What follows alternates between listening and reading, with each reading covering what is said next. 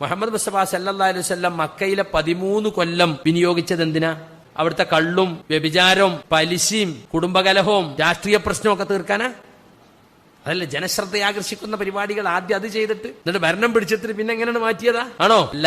ആദ്യത്തെ 13 കൊല്ലം വിനിയോഗിച്ചത് എന്തിനാ? വിശ്വാസം സംസ്കരിക്കാനാണ്, മനസ്സ് മാറ്റാനാണ്. ഖദ് അഫ്ലഹ മൻ സക്കാഹാ വഖദ് ഖാബ മൻ ദസ്സാഹാ.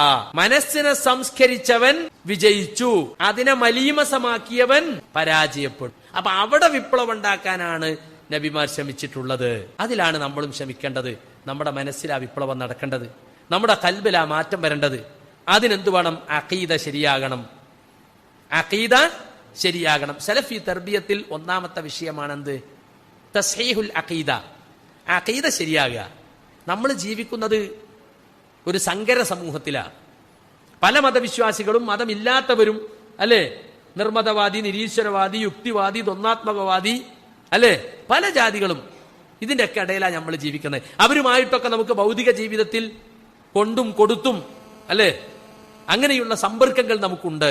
സ്വാഭാവികമായും നമ്മൾക്ക് പലതരത്തിലുള്ള ബാഹ്യ സ്വാധീനങ്ങൾ ഉണ്ടാകാൻ സാധ്യതയുണ്ട്. ആ സ്വാധീനങ്ങളിൽ നിന്നൊക്കെ നമുക്ക് രക്ഷ കിട്ടണമെങ്കിൽ എന്ത് വേണം? നമ്മുടെ അഖീദ കൃത്യമായി നമുക്കറിയേണ്ടതുണ്ട്.